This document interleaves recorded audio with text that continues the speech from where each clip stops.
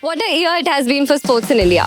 We have won the T20 World Cup after 11-year long wait. But we have also finished at the 71st position in the Paris Olympics.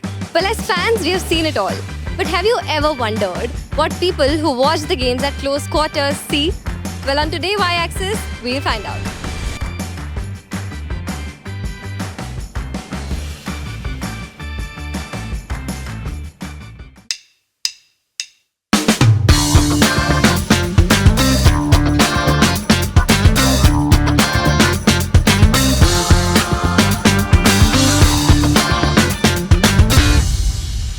Even to watch women's cricket, mostly men turned up. They don't do anything extraordinary. Doing the boring is their game. Sports broadcasting is an extremely niche and a very skilled profession to be in. Indian Olympic Association and the World Association becoming a little too stringent about how much you should be weighted. The Plant 3 is a place that plants 111 trees every time a girl child is born.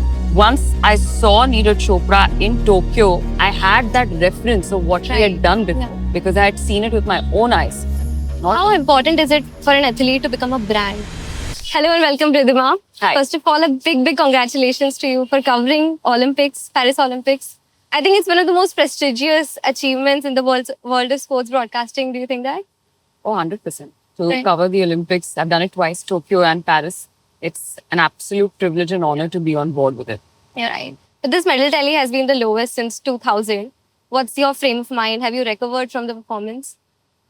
Well, that is something that the federations and, of course, the government and the athletes will look into it. For me, I have really lived every single moment of India winning a medal or not winning a medal. I've lived every single moment of India's performance and my experience of being able to host the Paris Olympics with my fellow colleagues or Olympians. It has been a privilege and it has been an honor and it has been a journey of growth for me. What are your highlights over the years? In my career? Yeah. I think my career highlights would start with, just to be able to host sports in this country. I think that itself is a highlight. I think my entire career should be a highlight reel, considering that the number of sports I've got the opportunity to host and the fact that the broadcasters have shown their faith in me, confidence in me. I think that is something that I cannot take away from one sport to the other. But if the big events are to be talked about, it has to be the 2019 Cricket World Cup. Got an opportunity to host it for ICC. Then the Tokyo Olympics, the Paris Olympics, the Asian Games in 2018, the India Tour of England, the India Tour of Australia, the NBA for 3 seasons. I woke up for 3 years at 4 a.m. and went and shot NBA and learned the sport. And hockey, kabaddi, all of it. Right. Talking about Paris Olympics, I think it's been a pretty eventful one for India as well.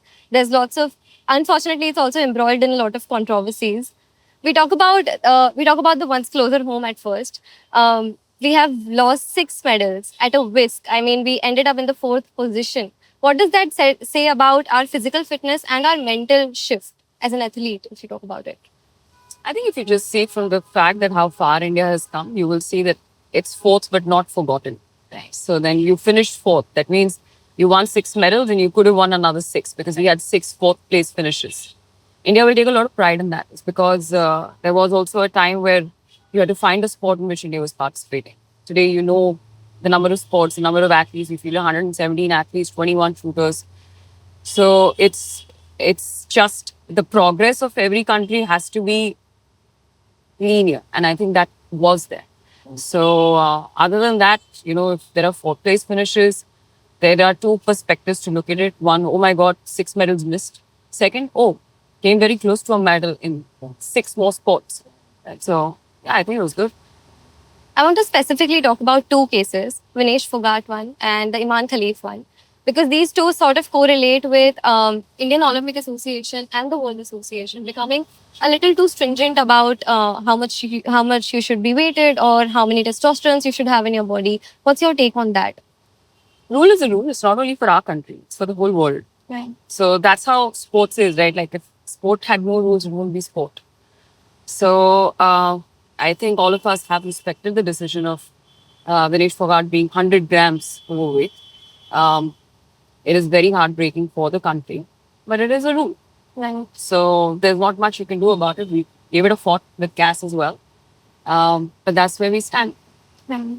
Then let's talk about media. Yeah. Sports broadcasting, I think, is also somewhere taken as that there's a little bit of distinction in terms of how the media treats cricket and all the other sports in India. Do you think that's true? Does that statement is I think, in a way, of course, it would be true. Is because cricket is just it's a beloved sport of a lot more people, a lot more interest, a lot more money involved. Not just money in terms of just its viewership across this country and across other countries in the world. That just adds to it, and it's only not solely because of the media. It's actually because of people like you and me that we watch more cricket than any other sport. So then media is just catering to that. right? There's this constant, thing like where does the buck stop really? Because audiences say that this is what media feeds us, and media says that this is actually what you consume. Where does the buck stop? No, I honestly feel it is the audience. It really is. I mean, how many of badminton tournaments do you actually watch? You don't, right? If you had to ask, if I had to I do, ask, but yeah, No, in but general, people don't. in general, people don't. Yeah. Right? So there are so many of these things. I mean, hockey. How much of Indian hockey have you watched over the years? Right? So it's not just, it's not media's fault, honestly. This is what people want to consume. Right. There are so many people who say that test cricket is dying. How many people watch test cricket anymore? Right. So it is really what the audience really wants to consume. So there's so many distinctions, right? That even within cricket, there's like women's cricket and men's cricket that's been treated differently. And I'll share an anecdote with you. So India versus Australia, this match T20 series, 5-match series that happened in Mumbai itself, and BCCI sold free tickets for it. And the crowd was packed. It was jam packed. So it's definitely not women or men versus women sort of situation. People are kind of encouraging of whatever sport is being played, especially cricket. Then why does women cricket in general does not get that traction? If the amount is ticketed, if there's like the ticket has an amount, or if in general it's broadcasted, why the rates so low? Honestly, when I was hosting the WPL, even to watch women's cricket, mostly men turned up. Women did not. Right. That's your answer. If women are not turning up to watch women's cricket and men are only turning up, then that is the answer. Women have to be more keen in cricket. Right. Cricket, not just cricket, but also in general sports. That's the reason. USA said that most of their Olympians actually are scouted right from the school. Do you see that there's a lag there in India 100%. It in has to terms be. of R&D? 100% has to be. So grassroots level has to be. I mean, I grew up in a middle class family, and I think the one major thing that all our family people told us while growing up, कि पढ़ो लिखो कुछ बड़ा बनो. No, not really. Like my family was very supportive of playing sports, but बहुत ऐसे कम लोग होते थे जो बोलते थे खेल कूद के बड़ा बनो. Right. So I think that is a mindset that happened in our society. And I think that has been a major change over the years because my mom is teaching in the school and we see that major change, in parents wanting to send their kids to more sports. There are people who are wanting to take up sports like fencing. There are people who want to take up sport. Every parent these days wants to put their child in a sport. Right. And I think that's where the next wave has come. How important is it for an athlete to become a brand? It is very important. It is not, but it cannot be a priority. You become a brand by just playing well. And I don't think it is one of those top 5 things that they have to do. No, it's not. It's if you play well, you automatically become a brand. If you do good journalism, you automatically become a brand. Right. If you're a decent sports presenter, you automatically become a brand. If you're a decent actor, you automatically become a brand. So it's not the top 10 things. And nobody really sort of decides कि मुझे brand बनना है इसलिए मैं खेलूंगा अच्छा. It doesn't work like that. So in a career, if you say from a 20 years career, if you're looking at, or a 10 career you're looking at, you may want to end up being a brand, but it actually, if you ask me, sports does it really well. Is because athletes have a lot of ethics and a lot of values when they come on the field. It's it doesn't come from the fact that my journey is to become a brand, or it comes from the fact that I'm going to follow the process today. I'm going to go and play a good game, और आगे जो होगा वो होगा. Right. They don't really think Okay, I want to be a brand. It doesn't work like that. Which sport do you think is really on the boil at the moment in India? Like people should eye that sport. Kabaddi, for sure. Football, for sure. With ISL, and there's a lot of keen interest in that. I think with the, honestly, if you ask me, I think Olympics did a decent job of getting good amount of viewership. People actually Yeah. woke up, they were awake Yes. beyond 1 a.m. to watch Neeraj Chopra throw the javelin. Yeah. So I think that has really, really churned a lot of people to get into sports like javelin that was not even heard of in India. So to answer your question, once there is an athlete who performs at that certain level, people do get interested. Right. It's not that people don't get interested. I remember when I was doing Tokyo Olympics, people woke up at 4 a.m. to watch Aditya Ashok play golf. So it was not that, India is not a supportive or a sports loving nation. Right. We do support it. Yes, if you may ask a question, अरे लेकिन विराट कोहली को देखने के लिए तो इतने सारे लोग खड़े होते हैं. होगा. It takes time. Women in sports broadcasting is also, which is a career which is just booming at the moment, and a lot of people are pretty interested taking that up. What's your takeaway from that experience? Because you have been an engineer first, and then you've sort of made a foray into this, and now it's your career. So, what's that experience like for you, and what have you got to say about the young women who are wanting to take up that profession? I think it's a great profession, not just for women, but also for men. Sports broadcasting is an extremely niche and a very skilled profession to be in. Not only does it require great knowledge in sports, but it also requires you to be extremely spontaneous. So if you're a person who is having a great command on language and is an avid follower of sports and is aware of how to take commands and deliver and make a sentence in all for second, this is a place to be. And it's not a place for people who think, "Ki, let me do this and then let me do something else." Yeah. It's not a place for people like that. It's a place for people who are dedicated to it. It's like playing a sport. It really is. It's as competitive. It requires that much skill set. It requires that much knowledge. It requires that much process. It requires everything. And on the day of your live broadcasting, it requires that much concentration and presence of mind. Yeah.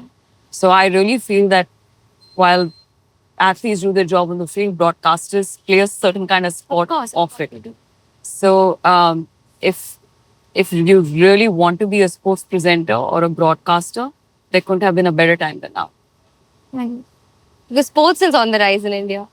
Everything is on the rise in India. Yeah.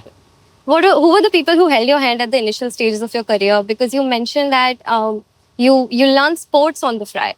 You were a confident speaker right from the beginning, but sports is something that also includes a lot of technicalities, and going a little wrong here and there can also, open floodgates for backlash. So who were the people that really played an important part in your journey? Very lucky to get some really good producers and directors in the beginning of my career. They sort of helped me not just with the direction of the knowledge, but they also helped me with, the nuances of broadcasting, which includes listening to your producer and director in one ear while you're responding to the question that you want to ask, or you responding to what has happened in the match. So I was very, very lucky to be, my hands were held by some of the top broadcasters in the country. So Star Sports, Sony, now Geo, and everybody who gave me an opportunity. Yeah, for sure.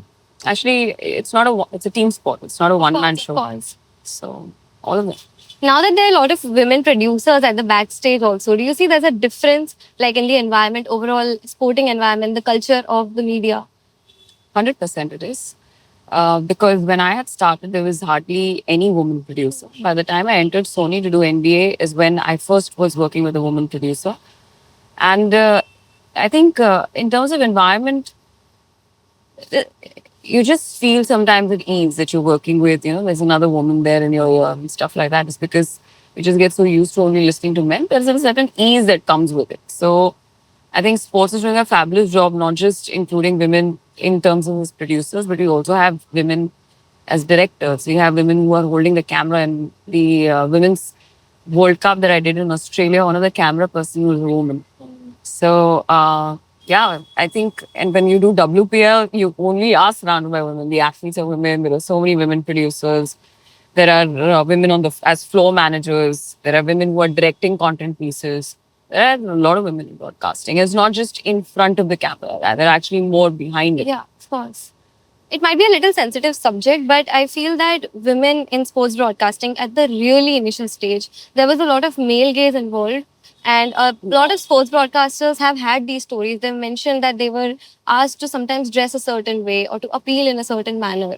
I'm sure you must not have gone through those experiences. I think that there must be some nuances to it that you might have also, as a woman in a male dominated profession, must have experienced, like some its and pieces. Honestly, I did not. Hmm. I think every woman, if she knows her sport very well and puts her foot down that this is how I want to look, nobody's going to come and tell you anything. They respect you for who you are.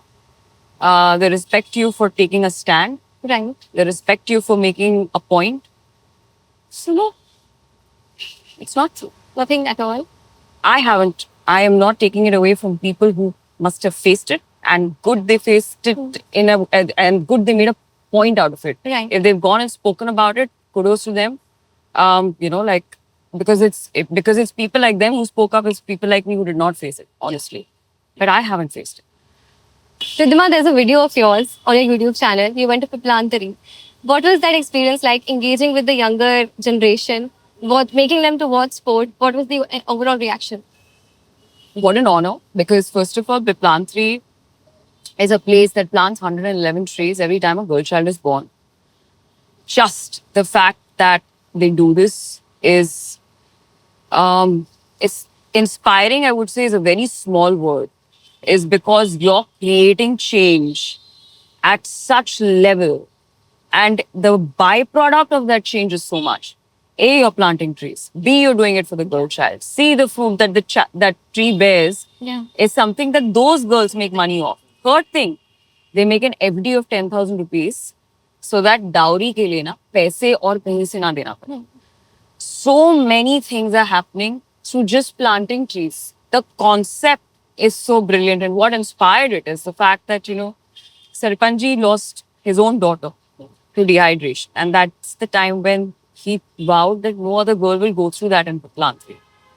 I actually wasn't aware of it. My friend, who works with a lot of people from the rural India and teaches them filming, she had actually told me about it, and it was happening during the Cricket World Cup, the T20 Cricket World Cup. So we decided कि यार, let's go there, let's film this, and let's get a small sports angle to it. और India Pakistan का एक match दिखाते हैं लड़कियों को, ताकि अगर कल किसी को क्रिकेटर बनना हो, क्योंकि हमारे क्रिकेटर्स वैसे ही जगहों से आते हैं, अगर कल उनको वहाँ क्रिकेटर बनना हो तो हमने थोड़ा तो मतलब 0.001% का कोई तो कंट्रीब्यूशन किया रूरल इंडिया में. सो ये कॉन्सेप्ट वहां से आया था. I have to say that I have to be really really grateful to God कि मुझे एक छोटी सी अपॉर्चुनिटी मिली मेरी दोस्त के द्वारा कि मैं उस गांव में जाकर ये कर पाई. उस गांव में जाकर मैं एक दिन पूरा जी पाई. मैंने उनके वो एलोवेरा के प्रोडक्ट्स यूज किए जो उस प्लांट से बनाते हैं. मैंने उनका जो खाना आता है वो पूरा का पूरा ऑफकोर्स ऑर्गेनिक है. जो लड़कियां हैं उनके साथ बैठ के खाना बनाया, खाना खाया, बैठ के मैच देखा. Unbelievable experience. एंड जन्नत बसता है वहां पर. ट्रस्ट मी, जन्नत है वो, because it's in the middle of the desert. But it's so green, it's got a waterfall, it's got everything, and it has come from one thought process कि अगर लड़की पैदा होगी तो हमें 111 पेड़ प्लांट करने हैं. Brilliant, brilliant, beautiful.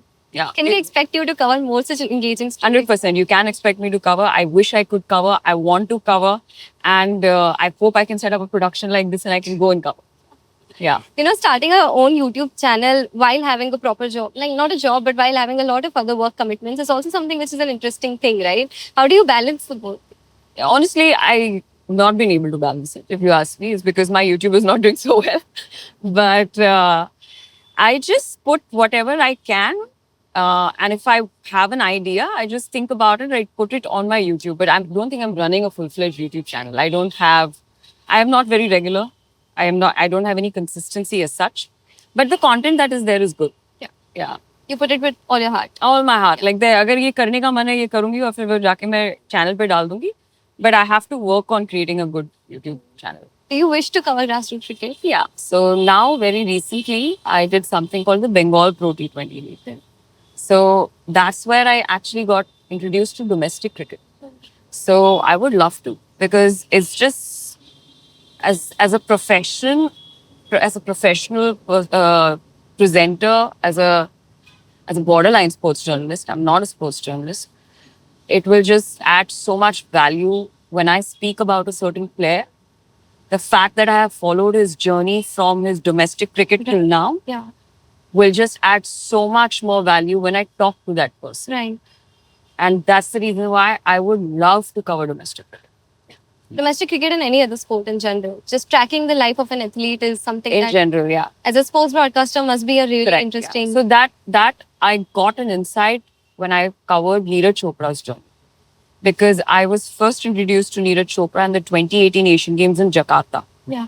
That was my first interaction with him.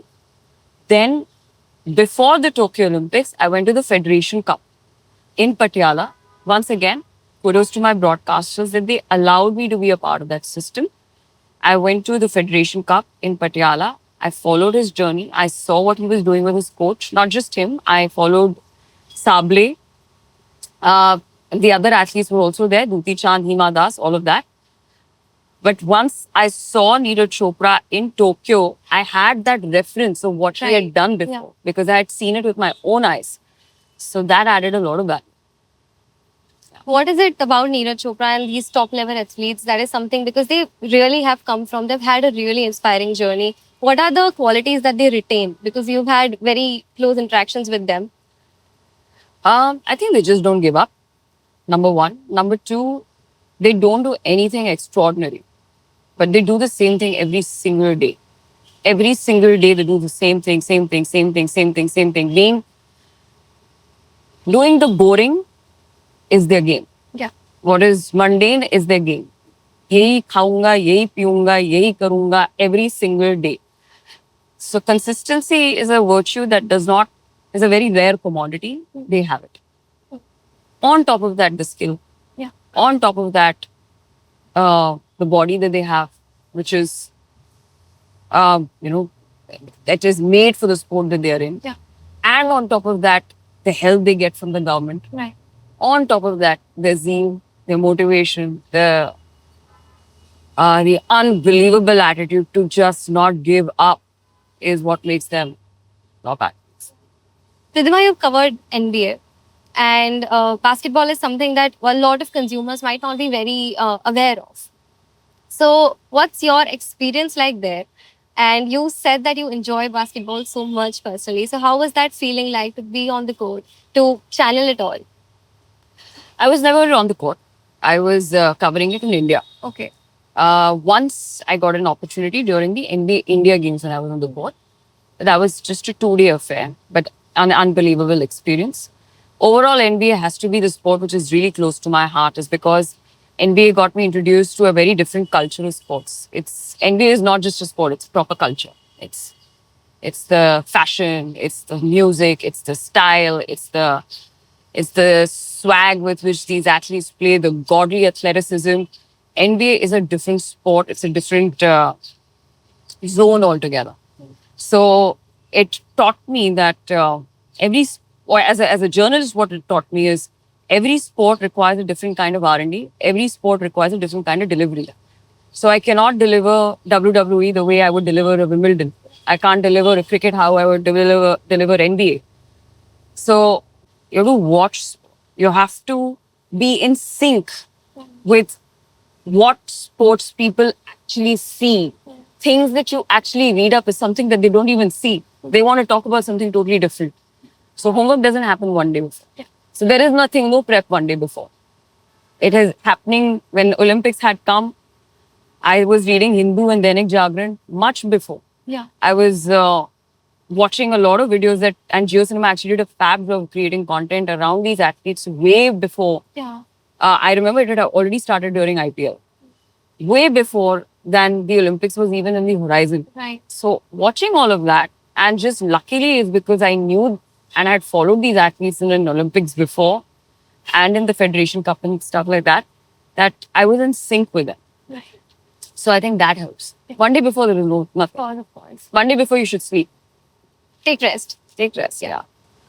How did this interest brew? I'm really excited to know. Like ever since did you complete engineering like properly, and then you landed up for this job? I was rank 1 in engineering. Damn, that's So amazing. yeah, I was. So it must be like such a big detour into this world of sports. It was. It really was. It was something that I was not aware of anything. I was just not aware of television. I was just not aware of anything. The only thing that I was aware of was how to talk. Is because I participated in a lot of extempores and debates before I came into broadcasting. Complete detour and complete thanks to every single person who gave me an opportunity and chance. And just my producers, my directors, and the top bosses who just showed faith in me. You already mentioned just like a few minutes back that India is just on the verge of becoming a sporting nation, but the culture is like literally parents also are slightly intimidated by this whole experience. What was your parents' reaction like when you said that, I want to take this turn? Very supportive. My parents were extremely supportive because my mom actually was a sports lover than more my father was. So my parents were really happy that I was going on television to present sports. And luckily, I come from a family that loved. My father is an MA in Hindi and Urdu literature from JNU, so he already had that nuance of what it means to be able to talk well, to deliver good Hindi, to deliver good English, to have the right diction, all of that. And I think he trained me into it, not knowing that someday it will actually have some bearing. On the other side, my mom, a sports lover, she has watched a lot of test match and she used to watch it with a steel plate and a steel spoon. And every time there was a six, she would like celebrate it. And at that time, I don't think I understood what it means to be so deeply involved, like a maniac in sports. But now I get it. And yeah, I think my parents were super supportive. They were a little apprehensive of the fact that, after engineering, I got a campus job and I would quit that to do this. So they were just, they didn't know. Nobody knew what this world was like. Till date, actually, people don't know. You're a sports journalist, you're a sports presenter. You have to explain your job, yeah. How to explain what you do. So that was the only apprehension. And that must have lasted for 6 months max. But after that, unbelievable support. Yeah. So, I want to know that after doing this for so many years, I'm sure there's so many accolades, there's so many achievements. What are the things that you're eyeing at the moment, like the next 5 years? Big leagues? No, just keep doing what I'm doing. Keep doing it better. Every single day, I want to be better. I want to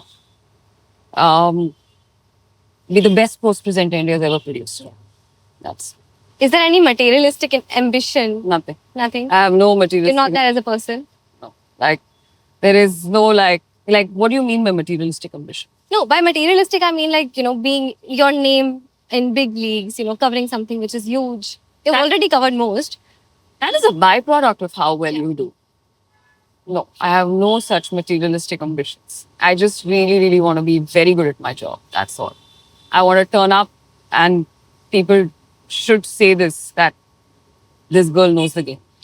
That's all I want in my life. I do not have anything like I should do 5 more World Cups and 3 more Olympics. No, nothing. Whatever is coming your way. Even if I'm doing domestic cricket, my producer, my experts, my director should say that isko yaar game aata hai.